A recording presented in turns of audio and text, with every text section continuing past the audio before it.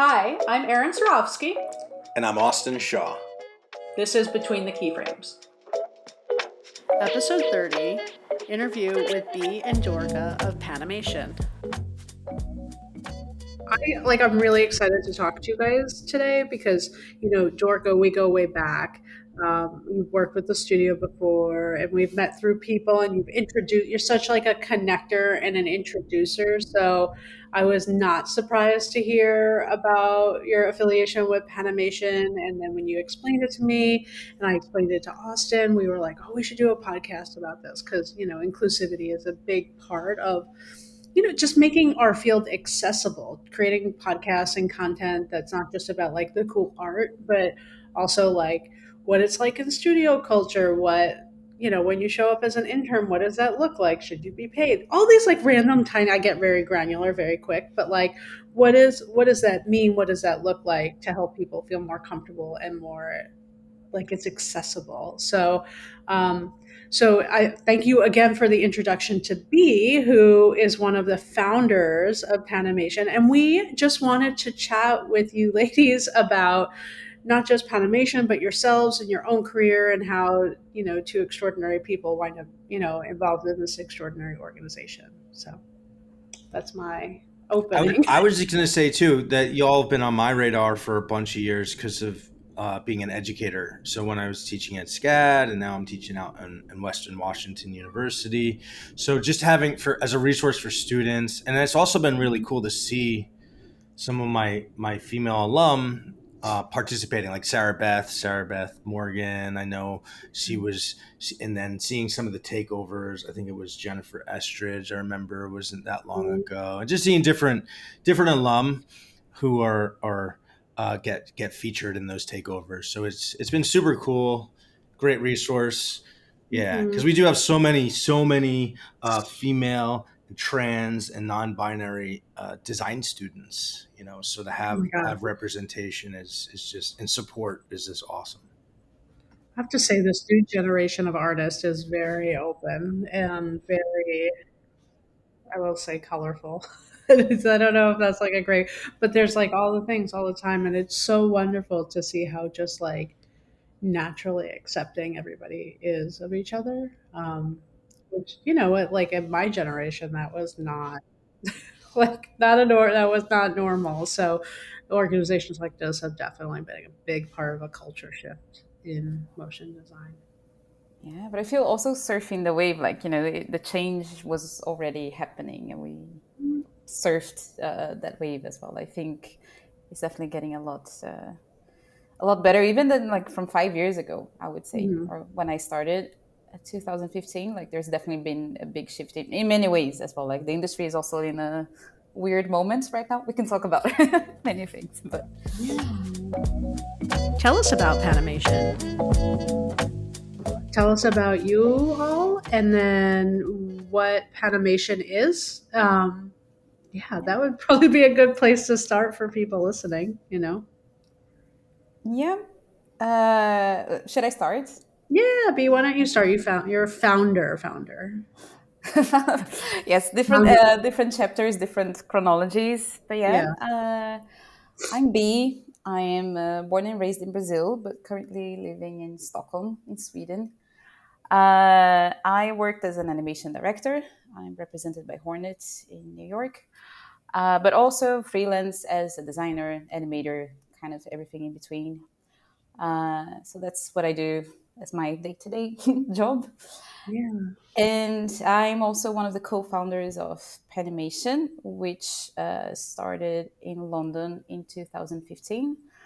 And I co-founded it together with Lynn Fritz and Hedvig Alberg. And yeah, we can talk more about it later, but we started in 2015. And Panimation is, we like to call it like a multi-platform community for women, trans, and non-binary people working with animation and motion graphics. And we have quite like a spread out sort of presence. We have a directory, which is panimation.tv, that people can use to find talent and people to hire and people to invite to line up in a festival, for example, as well. Uh, and then we have our Instagram account where we feature different talent every week. And we also have actually like we have a Facebook group. I know that Facebook is not like trendy, popular these days anymore, but that was our humble beginnings. That's where everything started. It was a Facebook group originally, so we have that still for people who are still into Facebook. And we do have like a what's the opposite of public? No, but we have like a Slack channel that is internal. Yeah, a little Slack channel that is kind of like invite only. That I think has been one of the most active channels these days. I feel people are very cool. gravitating towards Slack these days. Yeah. Well, everybody's on there naturally anyway for work. So it's just.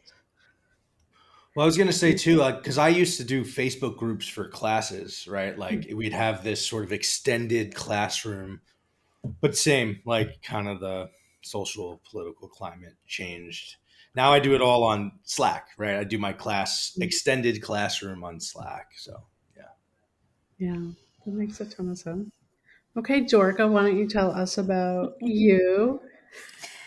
Sure. My name is Dorca Musseb, and I was freelancing for a very, very long time, as you know, Erin, because I worked at your studio, and then I at about 2017, one of B's friends, Emily Suamjic, I always mispronounce her name for this year, Emily Suamjic, was coming over to New York and asked, people to get together, and I organized it, and ended up being like maybe 7 people we started with in New York City, and then quickly spread. And so we asked B and Lynn and Hedvig if we could do a New York chapter, and it started just growing. The need was there, as B said, definitely the need was there. And we did our own little Facebook group, started out that way, still there.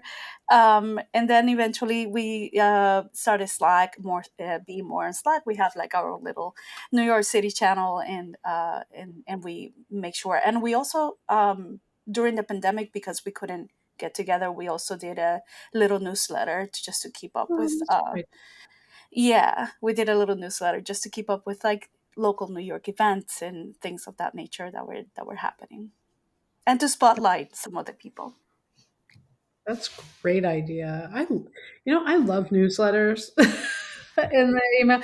I know some people hate them, but I think that they're great. I think it's a great reminder that people are out there doing their thing. I don't know. It reminds me of like almost real mail. It feels more personal, you know? So I don't know. Well, that's I great. have to say the New York City chapter is a lot more organized.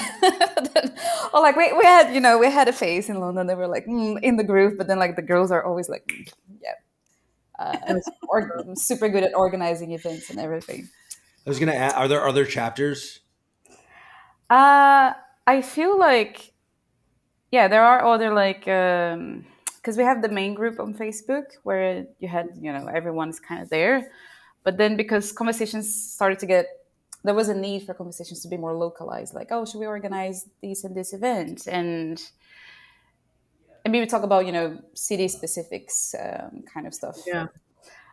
So people started to kind of like subdivide into groups. So I know that we had the one in London, we had one in New York, we had one in Sweden, we had one in Ukraine as well. Oh, wow. That's great. Yeah. Yeah, because we went there for like a talk to talk about Panimation before the war.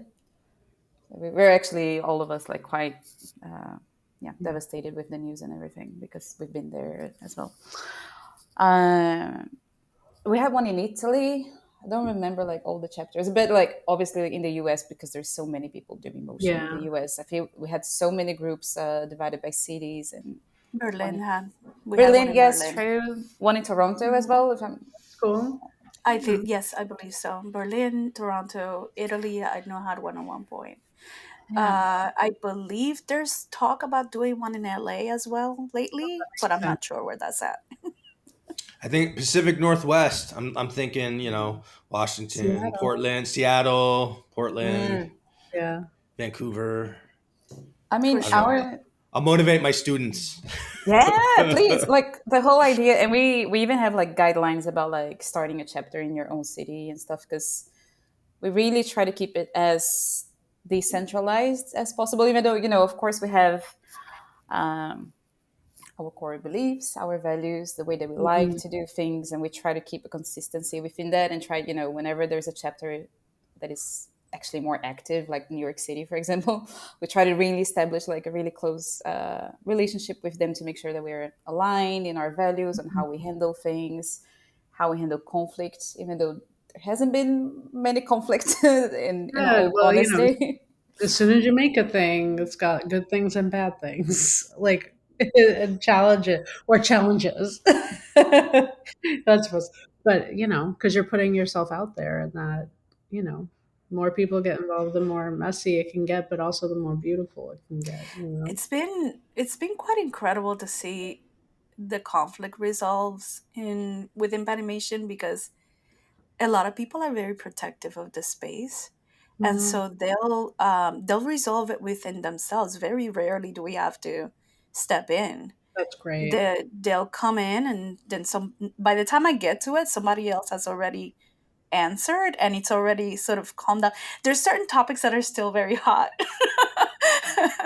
But for the most part, yeah, I think that people are very protective of our space themselves, because Mhm. they Yeah, enjoy being there.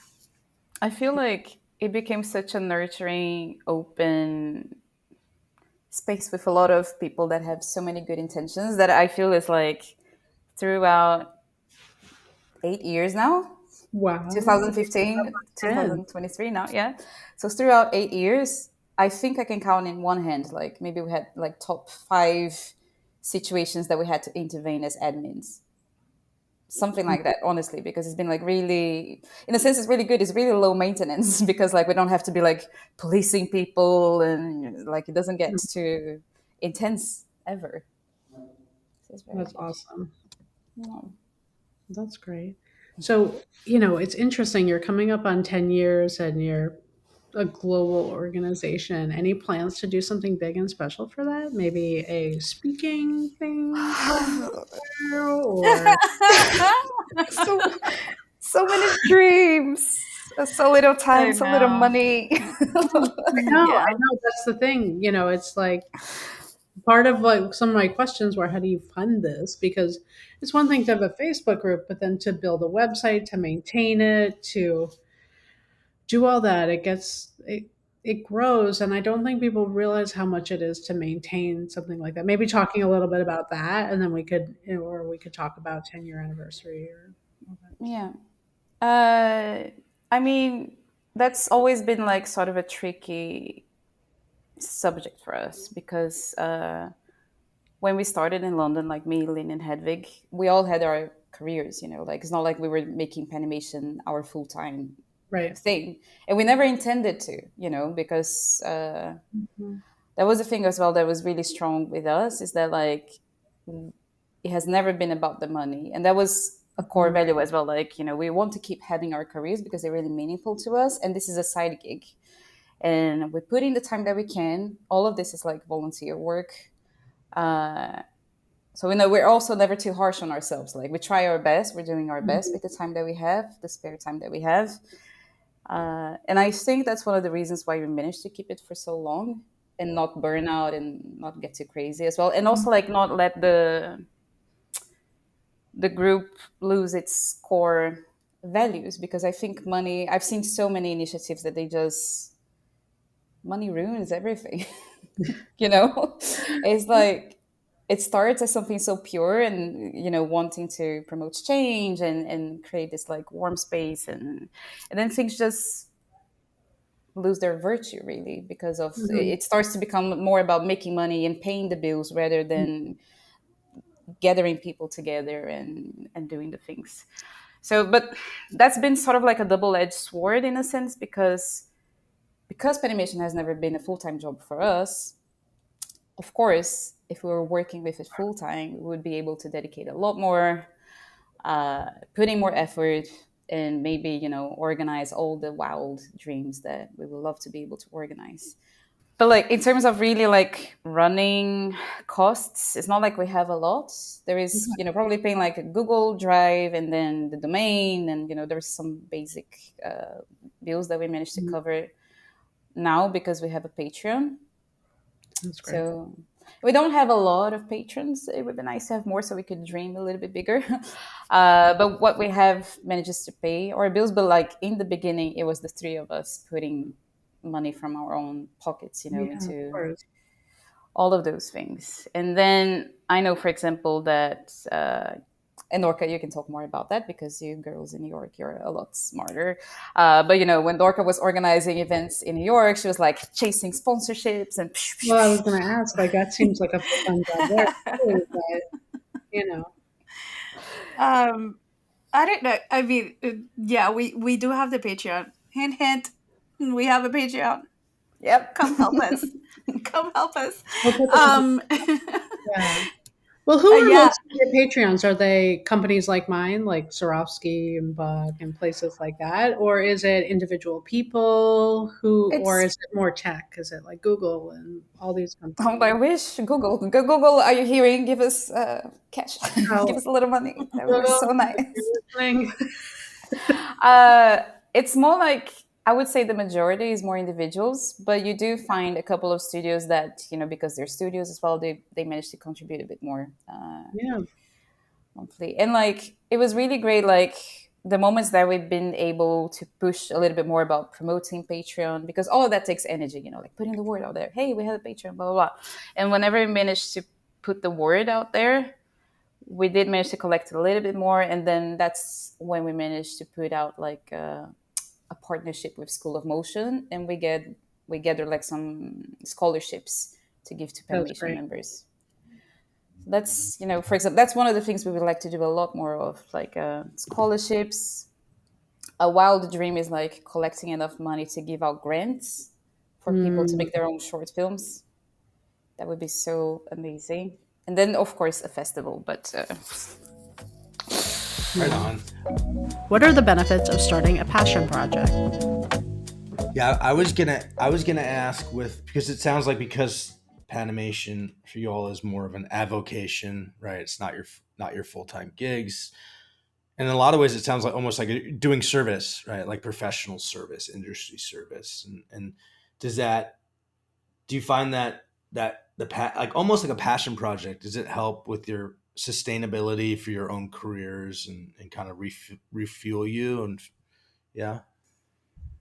yeah, absolutely. I mean, I think for my part, as I mentioned, it started out very small and quickly grew because there was a need there. To the people were just, can we have this every month? I usually just listen to what people want when I was, admin in NYC, and once there was sort of like an established and enough people knew about it, then we were able to slow down the monthly meetups and like do them quarterly instead. But I usually just listen to what people had to say. As B said, it's very much like, yes, I'm an admin, but most of the time my role, I feel, was gathering the flock or gathering the people, and they will themselves come up to me and say, hey, can we have a picnic? And I'll be like, sure. I'll announce it and make sure that everybody's there, but you can go ahead. Or people will ask us to do portfolio reviews, same thing. I'll make the graphics, make sure people are there, make sure that I announce it. But for the most part, it was very much driven by the people within that community. There was, if there was a screening that they wanted to do, if there was a museum trip they wanted to do, in OYC there's a lot to do. So there's like this cool, I think the Museum of TV and Film, for example, has a lot of, yeah, it's in Queens, so you had a lot of like things going on there with like the Muppets and all kinds of great, incredible spaces that are constantly putting. We had also I don't think they do it in live anymore, but we had one of my favorite little film festival. It was every Tuesday of every month. What is it called? I'll remember later. But we used to go just to support that, and there was just so many animators there, fun films. I really loved going to that one because, in particular, because it was films from a lot of different countries, and so you got to see different perspectives and different ways of storytelling rather than the usual.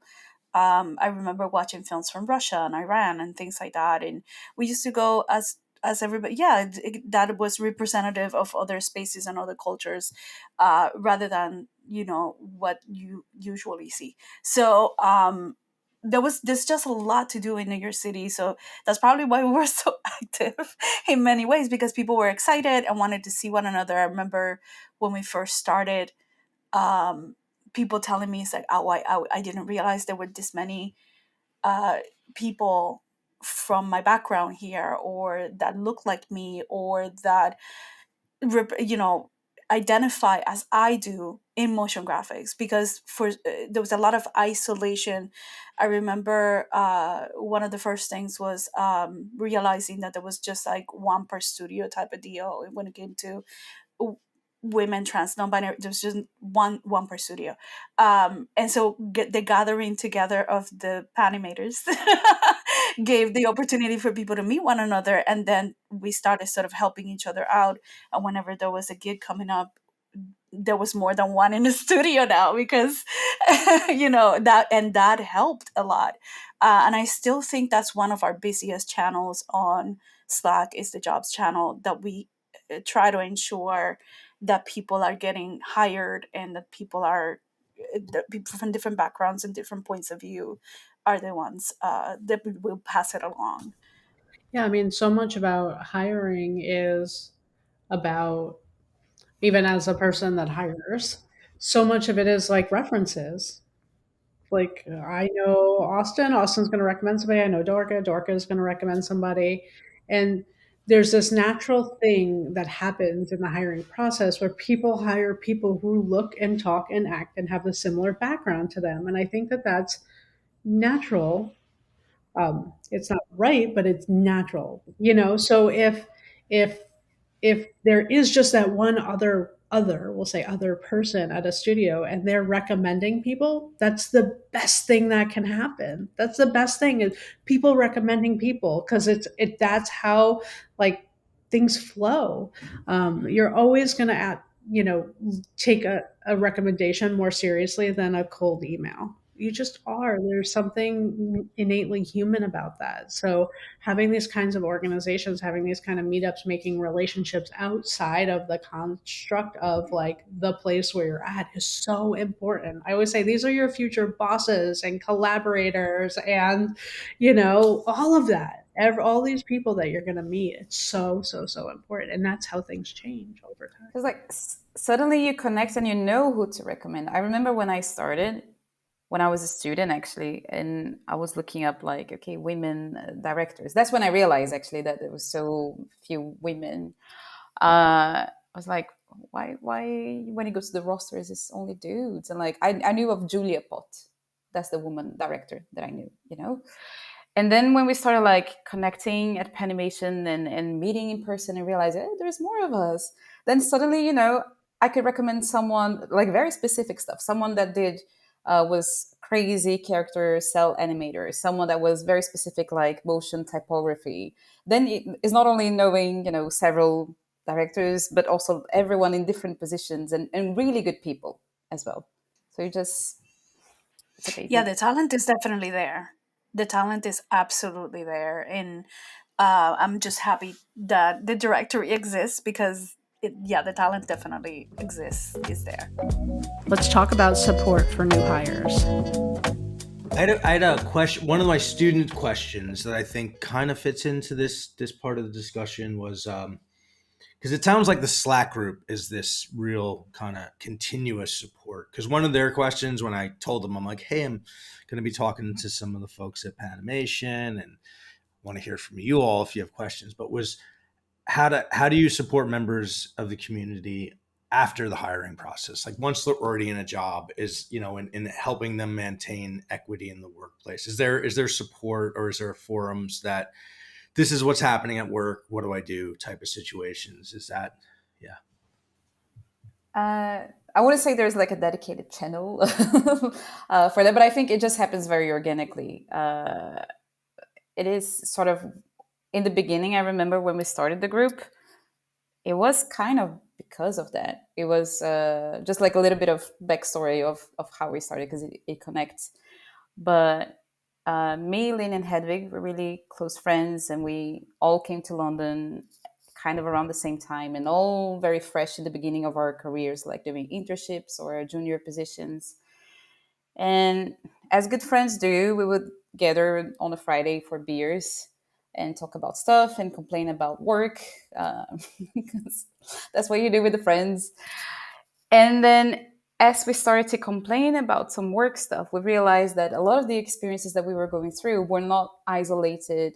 It was not just me, it was also, oh, they were experiencing similar things of by being at male dominated, white male dominated studios. And it felt so great and validating, like, okay, I'm not going crazy. You also experiencing something very similar. And it's just felt so great to be able to be heard, to feel validated, and also like owning your kind of frustration and your anger, like, okay, yeah, no, this isn't fair, like why do we get this different treatment than everyone else, and etc. And then we would vent about all of that, and then after a certain point we were like, okay, complaining is great, but what does it help with? Can we do something better than just complaining? And it felt so precious to have that space for the three of us. And we're like, well, why don't we make it like a Facebook group and a community, so more people, we can connect with more. In the beginning, Panimation was actually called Punanimation, which we thought was a classy combination of the slang punani and punani and animation. So yeah, I don't know if listeners know, but punani is a slang for vagina. So we just made a joke out of it, combined it. And in the beginning, the group was initially for women in animation. So we started inviting other women that we knew back then that worked in London as well. And that's kind of how it grew organically, like our friends inviting their friends. Started with 3 and then it grew to, I actually have to check the numbers these days of how big the Facebook group is, but over 5K, I think. But just answering to your question, Austin, I think like the group started with people kind of opening up. Like it was really like a safe space, especially because in the beginning as well, like much smaller as well. But it was just this safe space for people to, okay, I'm going through this at work. How would you handle? Or like, how do I negotiate my salary? Like, is this a good amount? Or like, in talking about day rates, like it was such an important place to talk about the financial stuff. And difficult situations at work. Sometimes not naming things, not naming the places or the person, but like, I'm going through this at work, and what would you do about it? And or how would you reply to this email, for example? So there was a lot of that, like just people opening up about whatever hardship they're going through at work. There's still, I think that's one of the most major questions I still get is the rates and how to, especially since New York City has a lot of like the hold system still, very much a hold system in major cities. So we get most of the questions, a lot of them have to do with like, am I charging enough? Am I charging too much? Am I charging this? There's still so much uh, fear, not fear, but like just they're not sure, where nobody's sure of where there should be. um yeah, it's major in our space. Do you have tips for students? Interesting. I'd say even with students too, this is something I've seen historically, having taught full time for my 13th year, 10 years at SCAD, 3 years were here at Western, and negotiation too, especially like as they're getting offers, and it was something that I would discuss with the career advisors as well, is that often the male students would always negotiate, always, no matter what. They're just like, can I have more? Can I have more? And that the female students would tend to just not negotiate. Here's the offer, they take it, and it's been this had a how to advocate and how to help students advocate and learn how to negotiate and understand that it's part of the process. So it's, yeah, I mean, I think that falls along with the rates too. And I don't know if you have any thoughts or tips for your students Well, who are, yeah. I mean, I would say that, to your question earlier about how to support, it kind of goes into this. Um, it's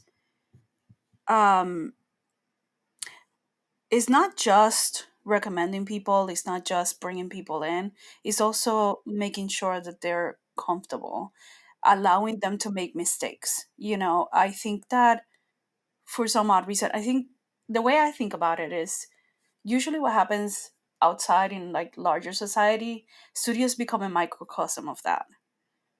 They become a microcosm of what's currently happening.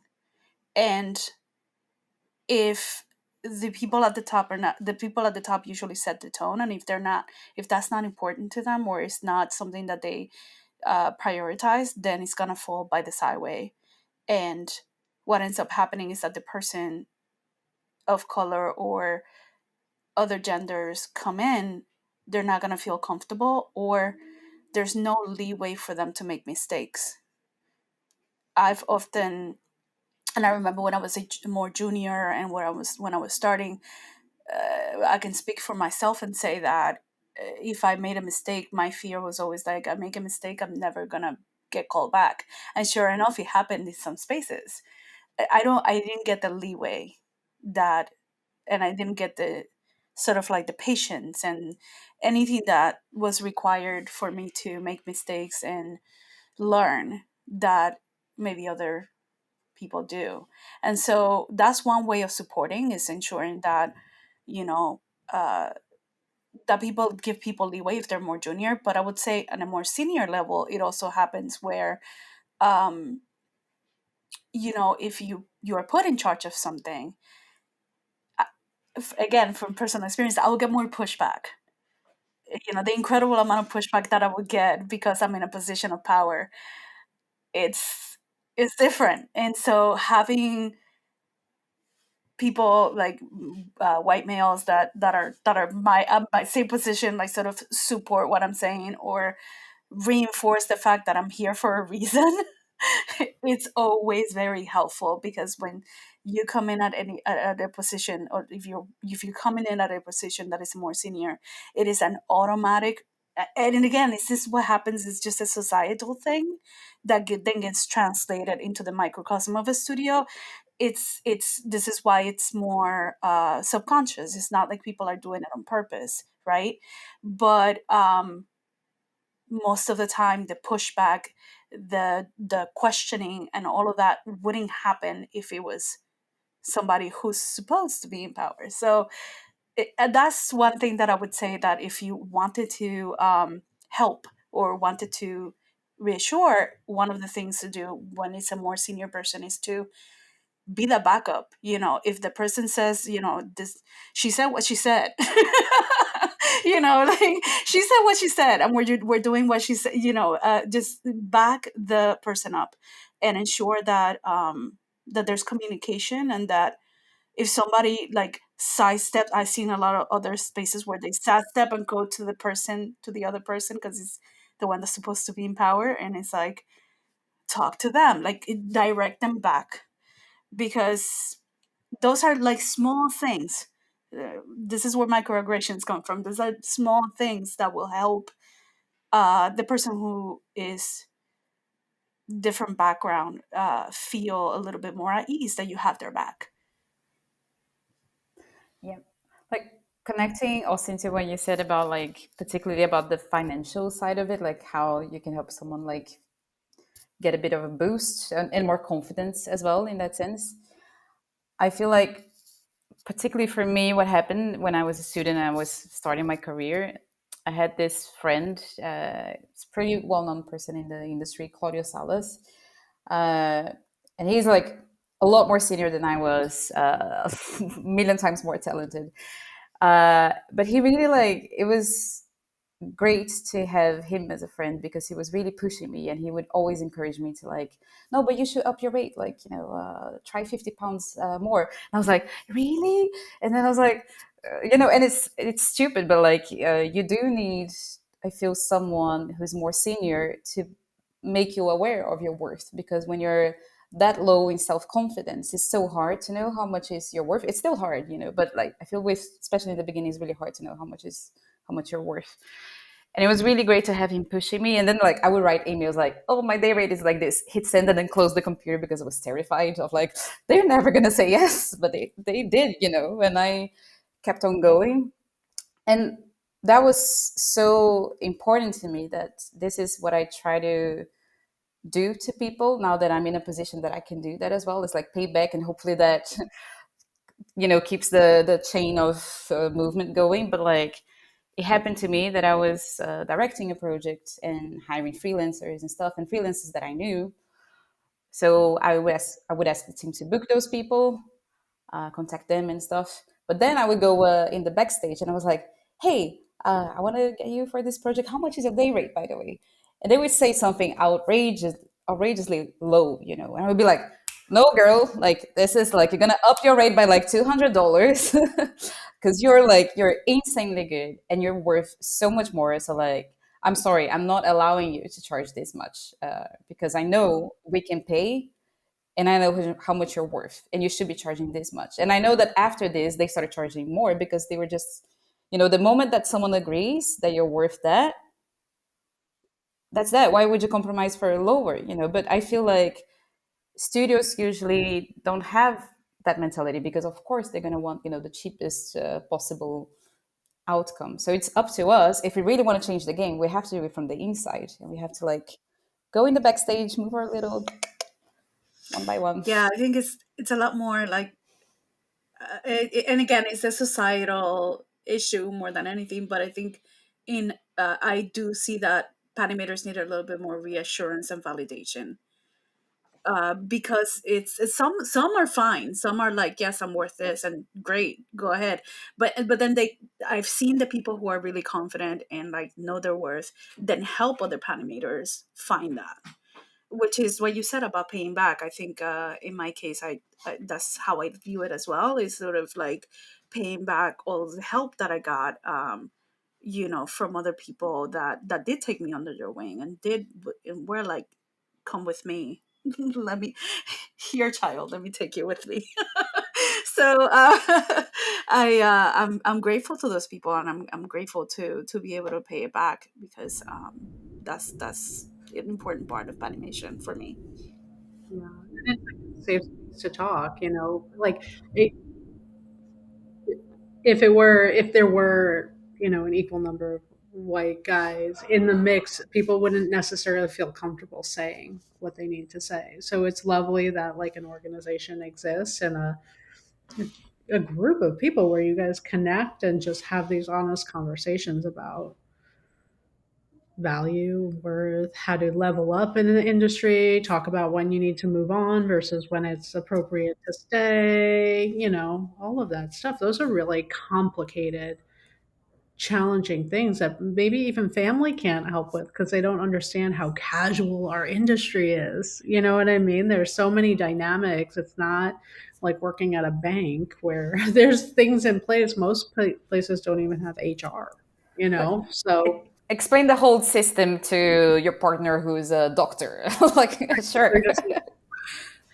so it is nice to have this place where like that nuance doesn't people don't kind of have to get to that same level. They have to like learn all this like weird idiosyncrasies where they're just going to be like, what kind of weird industry do you work in? They're just going to understand. I think that's some of the like kind of hard, complicated underpinning also of what goes on. It's not a normal industry. It's strange. And there's lots of different places people can work. We were talking about studios, but now you can work directly at brands. You could be freelance. You can freelance for studios and brands. You could go out on your own and be a director, like Verona, like you be. Like there's like a lot of different ways it can totally work for you. So just Yeah, yeah. I think I'm highly amused by, since Panimation is since Panimation is such an international space. I'm always amused by the Europeans going like, what do you mean health insurance? What's In the that? Panimation Slack. So why do you have to worry so much about that? And we're in the US, we're like, it is very expensive. Real. I, Student So debt, it's, student debt as well is a hot topic, right? oh yeah. Oh yeah. Let's talk about interrupting.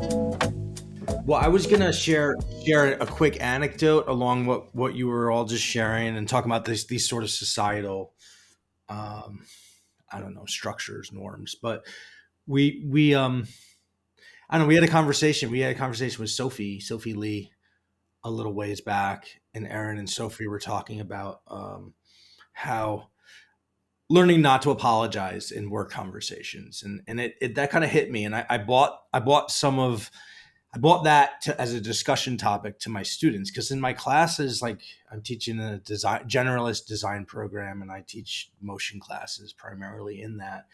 But we're 80-90% female to male ratio. And we have and a fair amount of non-binary and trans as well. Uh, but presenting this to the students, trying to kind of promote some conversation, one of my female students said that in every social situation, she has to gauge if there's room for her to talk or if she's just going to get talked over.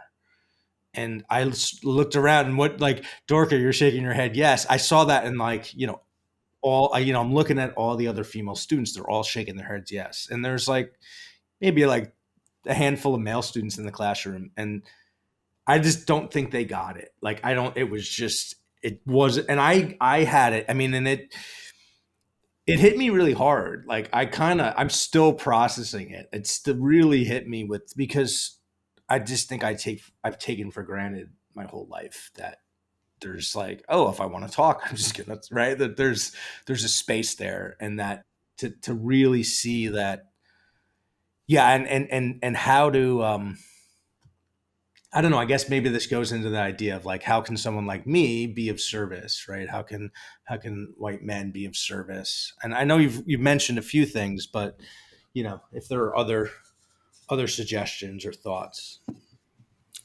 I think, you know, I think probably the Panamators in NYC have heard me say this a couple of times, so they're like, "Oh, there she goes again." But I would say, like, I remember back in the Obama years, uh, there was a meeting before the meeting with all of because there was a lot of female um, people in the cabinet,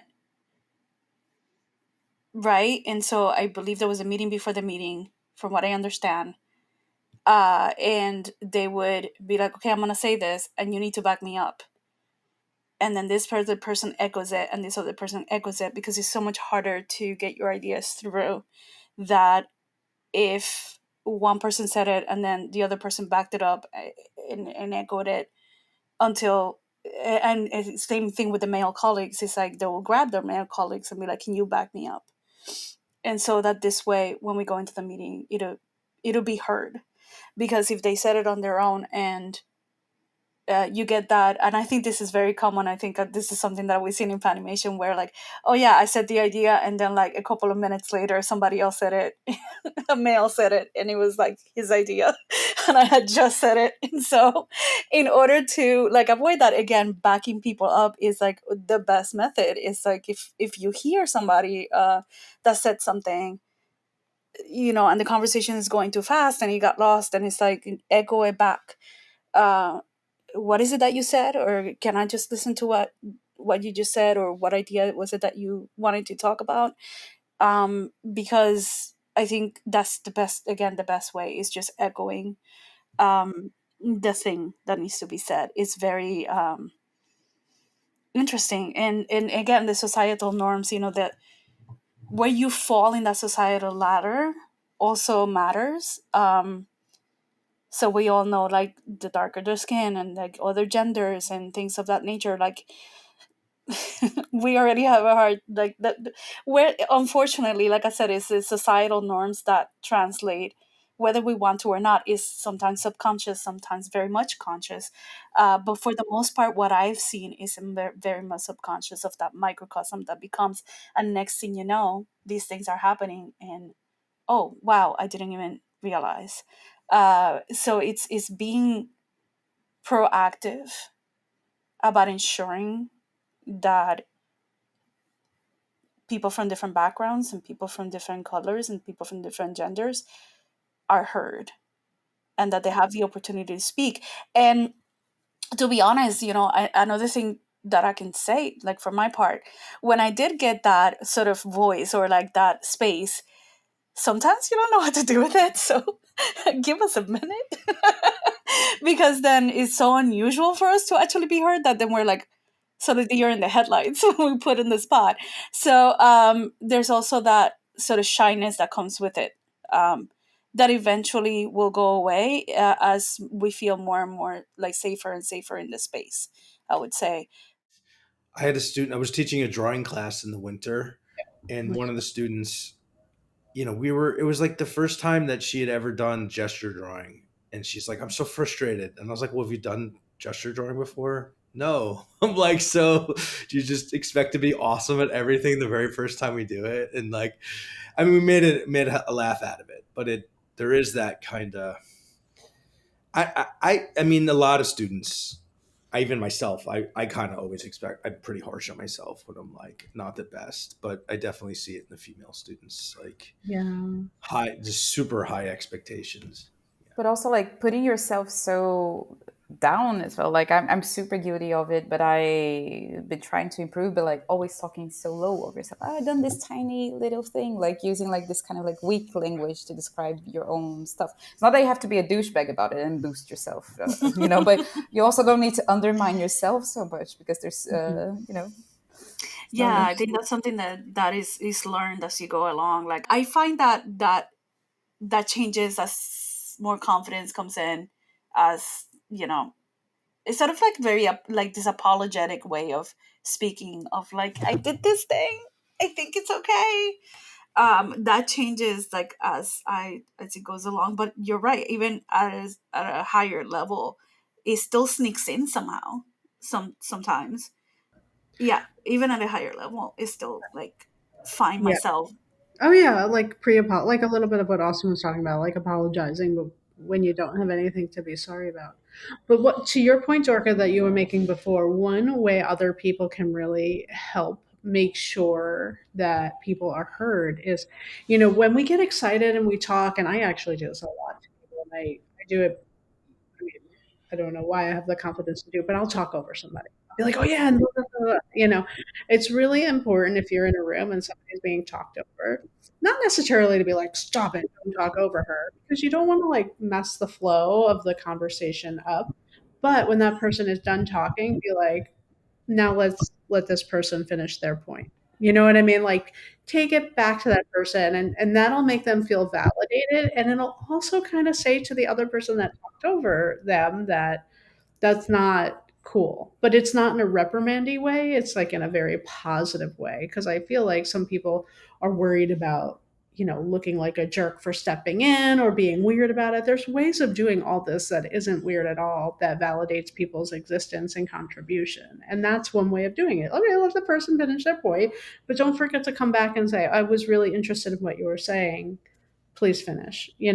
And that's hard to do. Sometimes you have to take a note. Like I'll see that happen with clients all the time, and they're talking over each other and somebody's kind of getting bullied out of the conversation, and I'll be like, oh, Cynthia, like what were you saying there? I want to circle back to that. There was an interesting insight there. That like you have a friend for life after you do something like that. Well, there's also I don't know, I find myself, if I do get your attention, I speak very fast. I try to like get all my thoughts in because I have your attention for that 1 second. So I also am aware that sometimes getting, yeah, it's an exciting conversation because we're creatives and we are passionate about what we want and we have so many ideas. But at the same time, it's like I feel at times that I tend to then go a little too fast or tell my ideas as fast as possible. I find myself having to speak for as long as I have your attention. So I'm going to just get everything in. And so it's something that I've had to work on because on my end, because it's very difficult sometimes for me to get the attention of the person. So I do find that at times, when we do get the attention, when we do have that space, um, tend to just go very fast or just Vomit ideas. yeah. And then that's also seen like that's strange. You need to slow down. And that's actually like I've been thinking about this too. Like, it's traditional. Everybody has like a yearly review with their employer. Um, it's very unhealthy to save all of. If you have things going on that need addressing, I would say it's very unhealthy to save all of it up and just like in one meeting. So you really have to learn a way to create open dialogue so that doesn't feel, even though like you might be the person being inflicted on, like bring it to the people that can create change, like slower, easier, help them help you through the process. Don't just like dump it on them and be like, what, like this isn't something that's easy to correct, and so you got to give them space to do it. Just say, hey, did you notice that was really interesting what happened? Next time, if you can like remind somehow people not to keep cutting me off in a conversation, that would be great. Doing that with your creative director in the moment, like shortly after the meeting, so that it's fresh in their brain. But like going to a yearly meeting with like on June 3rd, 8 months ago, this happened, like that's not going to work. Like no matter how organized you are, all of that stuff, and no matter how right you are, that's not going to go in your favor. It's better to just kind of do these very little things that help people make corrections with you along the way, with the team, for your benefit along the way. It'll be very helpful. I know as a leader, I would appreciate that because sometimes we just don't know and we're not seeing it, and we need to be helped along. That's a fair point, but also I think it's a matter of approachability as well. Like, is there comfort to approach to begin with? Yeah. I does the person feel like they're gonna be listened to, or are Right. they gonna be dismissed? Are their concerns gonna be dismissed? Which happens a lot. At least it used to happen more, right? Like maybe not as much now because there's a bit more awareness, Hmm. but before it would have been like, oh, you're overreacting, and a lot of I think when B talked about the at the beginning of Panimation, the questions that were being asked and the things that were being brought up, it probably was because of that, because it was sort of like, is it me? Am I overreacting to this? Am I seeing the things in different space? And management will be like, yeah, you are overreacting. I don't see it that way. And so it was reinforced from the top. And so approachability and ensuring that that goes back to being comfortable, right? Making the person heard and uncomfortable to begin with. Austin, That's a oh, really good sorry. point. Yeah. I do have a good anecdote as well to illustrate what you were asking about, like how white men can help. Because it happened to me, and it was like I was already kind of like a bit more senior. I was working as a freelancer at this big studio in London, art directing a project, and yeah, to tell stories involving Claudio for some reason, but he's also in this one, and also another example of a good white boy doing what he's supposed to do, but also very beautifully done. So I was in this studio, and I started actually a couple of weeks before him. He was going to join as an animation lead, and I was art directing. Uh, and that's just to say, like, sometimes it doesn't matter what level of seniority you join. Like, maybe you think, like, oh, if I'm more senior, I'm going to be more respected, or people are going to treat me nicer because, I've been around for a while and I'm experienced. Not necessarily the case. So I step into the studio, and in this project is like a bunch of dudes that they're already having their thing going on, kind of cliquey with each other and stuff. And I, for 2 weeks, have a really hard time. Like, I kind of get introduced to the team, but and I'm if you know me in person, I'm a very social, open person, but it was so hard, like to get in and find like a little breeze to like, get accepted. So I was like going by myself, having sad lunches every day, like all alone in a corner. And I was like, okay, I guess this is going to be my life now for a couple of weeks. Uh, and then Claudio arrives and he knows the dudes. He's already like kind of friends with the dudes, but he's also friends with me. And, I think a lot of what men can do is like turn your radar on and read the room and be aware of your power in the room. And sometimes the social power as well, and bridge the connections. Because that's what he did. He has such a talent for that as well, like reading the room and knowing his level of seniority, knowing his social power as well. So he would go around with not even just me, including me, but like all the interns, everyone like, hey, do you want to go for lunch? What you doing there? Oh, that's so cool. Like he just has this energy, but not only because it's natural, but it's because it's a trait that he trained himself to be that attentive, to be that inclusive. And he knows the power that he has and he uses in such a good way. So suddenly I shifted from being a loser art director in the corner that no one's having lunch with to suddenly like the whole team started going for lunches together. And this is, it was a huge team of people. And I was one man doing that job. But I wouldn't, even though like I was an art director, I didn't have the social power to do that because no one knew me. I wasn't respected in that particular setup. I was the stranger. It didn't matter how senior I was or not. So, when you say about like what can men do, this is one. It looks like a simple thing, but not really. Like it takes the radar being turned on, the social abilities to do that. But that's a beautiful thing that men can do. I totally agree with that. Totally I, agree. It's as I simple as offering somebody to lunch, and right. yeah, What made you start Panimation? I was gonna ask too, and maybe like in the other side of this, because hearing that story be, and then Dorca and or from both of you, the community that's been built up and the feelings you get around the community. But I'm curious, B, for pre-Panimation, right? Like, so what was maybe some of that? I know we kind of top line talked about it, but maybe what were the impetus that what was it like before Panimation that was that was just like we got to do something. Gotta do something. I mean, what was the fire? I kind of already remember while I was studying at Hyper here in Stockholm, like, and back in the days, the way that I would get to be exposed to new things, like I would go on Vimeo and I would like things to add to my library and add references and stuff. And I was going through Vimeo and I was like, just collecting, like, this is so cool, this is amazing, blah, blah, blah. And then I started to notice that like from 100 things that I liked, 3 were made by women. And I was like, what? Why? How? Like, why don't I see women as directors? So even as a student, that started to bug me in a sense. And then jumping in the industry, realizing that I was surrounded by men and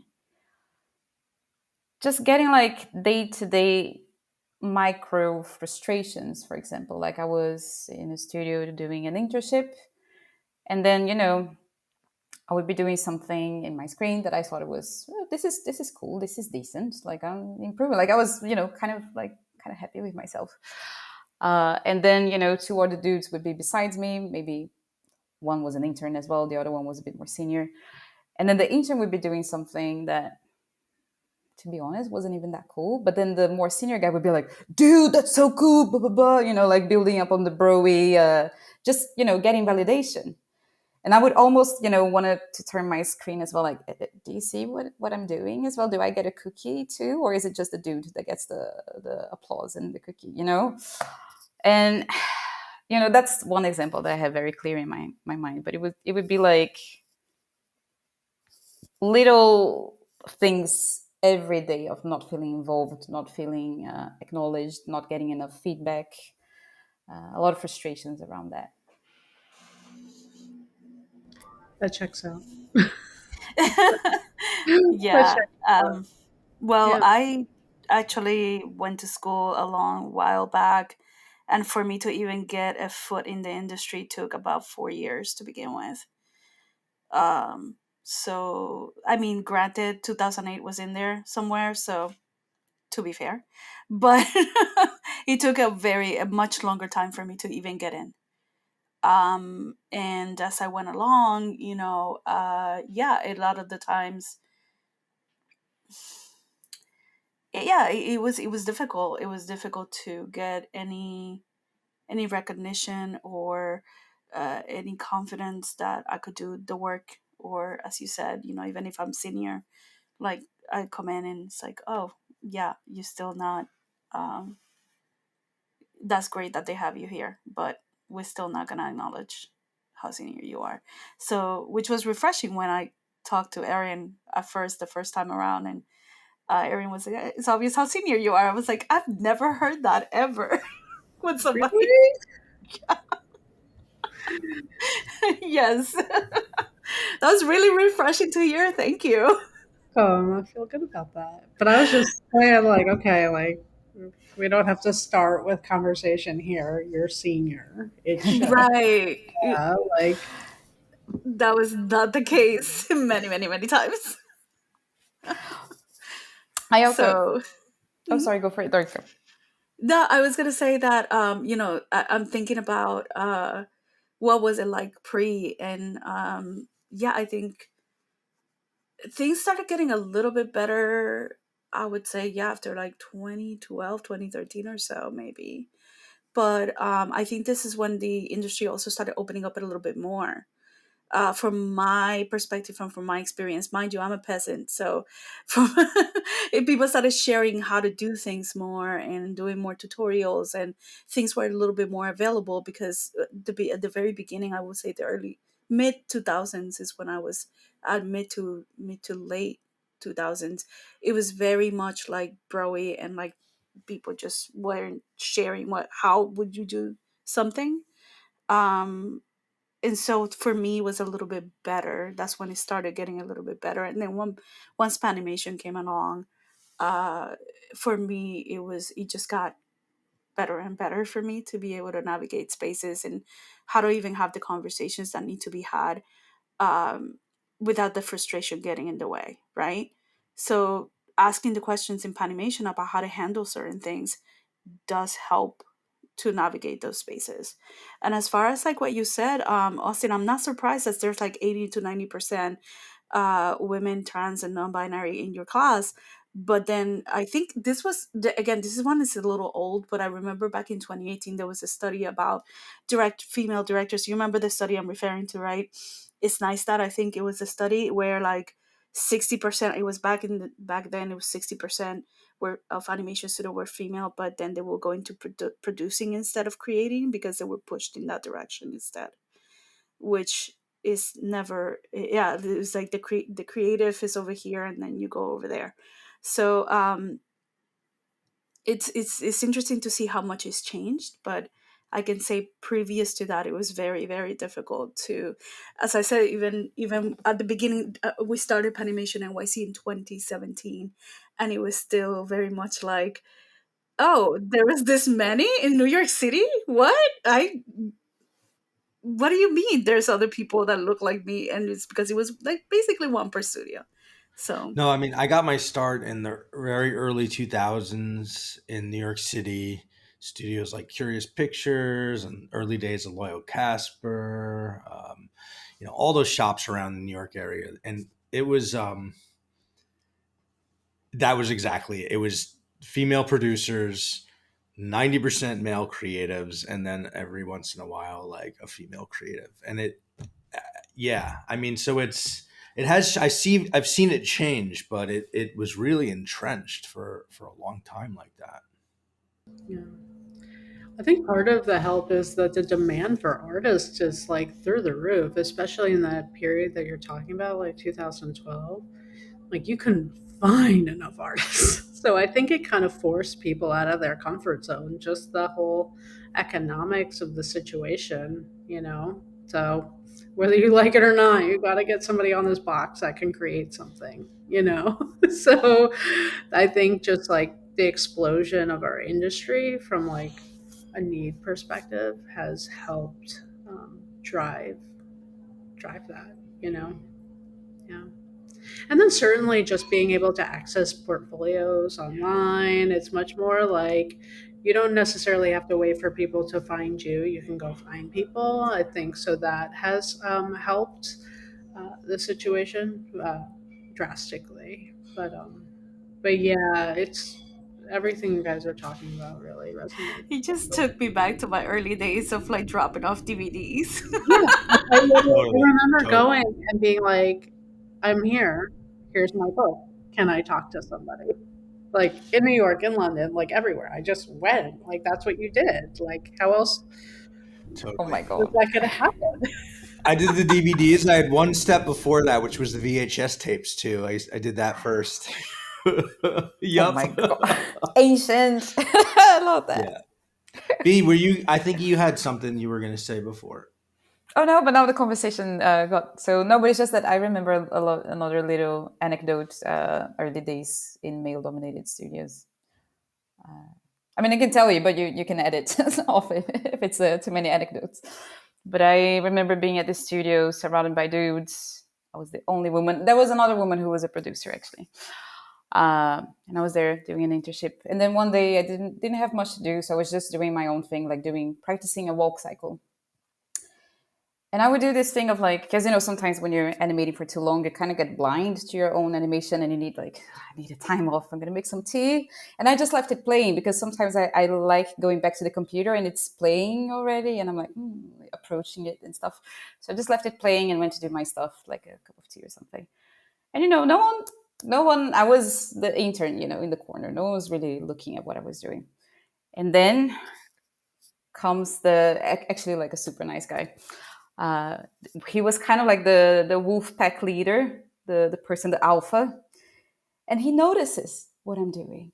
He's like, "Oh, B, this is super cool." Suddenly, woof, like all the men are like, "Oh yeah, this is super cool," because the the wolf pack leader acknowledged the little intern, and suddenly you have that's what it takes. Like when you have this kind of like dynamic, it can be hard to break through it. Yeah, it's the larger societal going into so weird. I'm It, sorry. it, That was just yeah, it is just social dynamics of things. Everything kind of gets back to that like wolf pack, prehistoric, kind of how things came yeah. to be. But we still have to live and be here now in this modern world. So I just sometimes wish that the creativity was taken for the creative that it is, and not, I mean, I guess what everybody wishes that, but a lot of the times I found myself having to be also like a Swiss Army knife because it was like if I didn't have a set of skills, then I wouldn't even get the booking. So I had to be, yeah, I can do that. Yeah, I can do that. Yeah, I can do that. Yeah, I can do that. Which is why I ended up doing more collage, because then I ended up just grabbing everything and putting it all together. It's just had to learn a lot more, which requires a lot more time and a lot more sort of a lot more effort on our part in order to even get a little bit of acknowledgement, or to get as at the level, like the amount of skill sets that I feel people from other backgrounds have to learn. It's in order to get even the acknowledgement is it's a lot more. We have I had to learn a lot more in order to come in and be like, yeah, I can do the job, and I also can do this, and I also can do this, and I also can do this. What have you learned from Panimation? yeah, so I know like we're getting a little over our hour, and I want to be respectful, but I do have one more question that I think is an important question. What have you guys learned from Panimation? What maybe something that surprised you? Like what have you experienced or come away with um, that kind of carries you forward? I mean, I don't know if this is surprising. It's quite the contrary. It's very cliche. Sorry, a very underwhelming answer. But I feel like to me it was just like really beautiful to witness in practice, like how powerful community can be. Really, like because we started like with very little ambition. We just wanted to gather people. That was it, and seeing what we managed to achieve together because of just connecting dots and people helping each other out with the best of intentions. Like one one story, for example, that I still like remember this one a lot because I was like, wow, this is like it made my ear to hear this one. There's this girl that we connected through Panimation, and we kind of became just like internet friends, like following each other on Instagram and liking each other's work and stuff. And eventually she did a takeover at Panimation as well and stuff. And then many years after, we still talk to each other on Instagram and stuff. And then she approached me. She was like, "Hey B, I just wanted to take a moment to thank you guys for creating Panimation because I just bought my house, with my partner, and I feel like my whole career has changed insanely much since you guys started Panimation. Like, and with me doing the takeover, being able to get like more exposure and stuff, like my whole freelance career just changed so much, and I started to get much more consistent, projects, and I wouldn't be able to be buying this house really if that hasn't happened." So I was, what do you say, like back, what this means everything. Beautiful. Yeah. Yeah. That's the point at the end of the day. It's about that's equality. That's what it is. It's everybody being able to get the things they work towards, and deserve in this life. Yeah. Oh, that's beautiful. Um, as you mentioned, I'm more of a connector, and it's been just incredible to connect people to one another and to watch from afar the relationships that would have not been able to be together or to even begin or have never met each other because of animation. And so that was my favorite thing at gatherings, was just to, after everybody was comfortable and talking, take a step back and see who was gravitating towards whom and what the connections were being made, and how people would just find their peers and find others that will connect, and that usually that connection then enhances the creativity. It enhances the connection to the industry. It's there's so many levels that connection helps, um in many ways, financially, as you said, be so in so many levels. So I that was one of my favorite things, was to see how people will connect with one another that otherwise wouldn't have known each other. I love that. Those are two, like, that's what you would hope for, right? Like, community connection, just success, like seeing ambition rewarded and Yeah. Boosting each like seeing other. yourself and other people. Yeah. How do you move up as a woman? I have a few rapid fire. Well, they don't have to be rapid fire, but some student questions if there's still time. Okay. Okay, cool. All right. So one of the students wanted to know, how do you move up as a woman when no one takes you seriously? And then all the other female students shook their heads yes. You scream. No, because then you're hysterical, right? So you can scream. uh, uh, yeah, Well, that's I a think good it starts with question. doing the work. I think that you still got to do the work, right? Like, you still got to put in the hours, you got to do the grind, you got to focus, you got to do that. But I think when it's like your turn for, when you feel like you've evolved and you're ready for promotion, you simply have to ask for it. Like, you cannot assume it's going to happen to you. Nobody's going to just want to give you more money or say, hey, like, you're doing great as a senior designer. How about art director now? If you're still, you know what I mean? Like, most companies and structures, the way business works isn't like that. And guys are very, very proactive, very proactive. So you gotta get a little proactive and ask for it. And then if it's not, if and even be proactive in like ask questions like, what's it going to take to get me there? How do I need to evolve? What do I need to do so that your employers know that's of interest of you to become a creative director. That's a goal you have, and that, you're hoping that this is a place where you can evolve into that with their, mentorship. So I think it's just about being visible and being vocal. Um, and I that's would I would I would add to that that even if you are visible and vocal, sometimes it's not enough. Then that's may not be the space for you. It's a matter of sort of like taking whatever skills you can learn from that space. Then if that's not where, if you're not being seen, if you're not, don't feel like you are, you creating what you want to create, try and find another space. I mean, it's rough out there right now, so I don't know how good this advice is at the moment. But yeah, I would say try to see, see where else you can go that would be a feasible space. I think that's what freelancing really did for me, was like going from space to space, like opened me up to like be able to be more vocal and open up and speak up. um but that came from like, yeah, going from space to space, and which one did I feel more comfortable and where I didn't.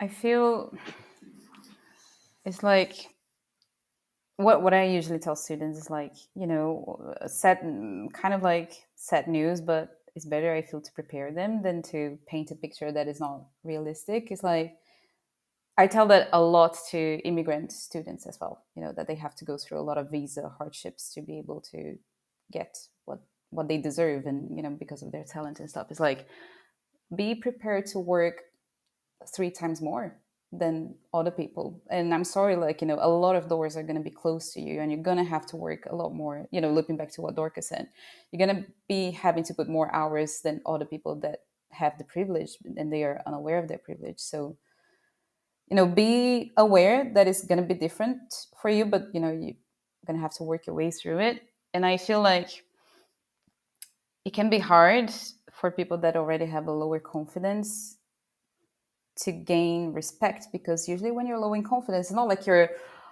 expensive and eloquent. You're usually approaching ideas kind of like not really trusting yourself as well. You're kind of more like, and you're talking very low and stuff. So you do have to work, a bit on your confidence. And I feel it's also connecting to what Dorca said, like what spaces are boosting you with that confidence. And if you don't find the studio, first try connecting to your peers. And that's why I think Panimation is so important. Like you have peers that understand you, that feel the same way as you do. They're happy to validate you as well. And like, this is amazing. And that's already starting like the confidence little engine. Is like you believe a little bit more in your work, a little bit more in yourself, and then you talk more confidently about your work. And then people are going to take you more seriously, because the way that you talk about things makes them feel that you know what you're saying. I would say yes. Like the peers is a very big thing for me, because my peers were the ones that would refer me to other work or take me with them. And I know how this is gonna sound a little wild, but the first 8 years, maybe 10 years of my career, I was never referred anywhere by a white dude. It was always women, trans, non-binary, people of color referring me to the spaces. It was my peers that would see me and be like, I know you're good. I know what you're doing. I see you. I'll take, they will go to another job and be like, come on over and take me with them. So it was very, I know that's wild to hear, but like I had to like really, I think I was like in 2020 where I realized, because I think in 2020 was the first time, or 2019 or so, where I got like, oh, I heard this person referred you, and I was like, I think that's the first time a white dude has referred me to a job. So yeah, it's as wild as a sound. Yeah, that I wouldn't have had work without that particular network being there. How does a non-binary person market themselves? Right. Yeah.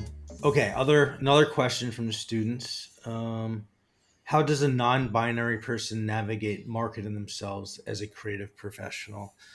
And I'd say this probably applies also for trans students, because I've had students too who are come out as trans, like what do I do with my website now? Like how Yeah, do I become visible to reintroduce myself like yeah. that? But I think for probably non-binary and trans, like how do they present themselves? I don't want to speak for trans and non-binary folks Yeah. since I'm not trans or non-binary myself. I think it's a fun idea to rebrand yourself, though. True. It would be like Creative presenting a brand opportunity. new, Yeah.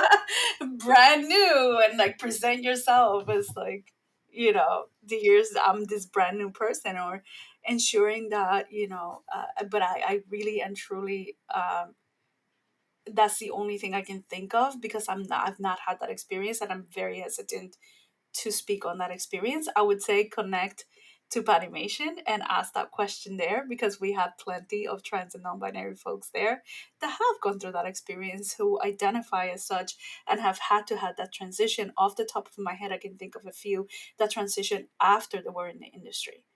Um, yeah. What a great answer.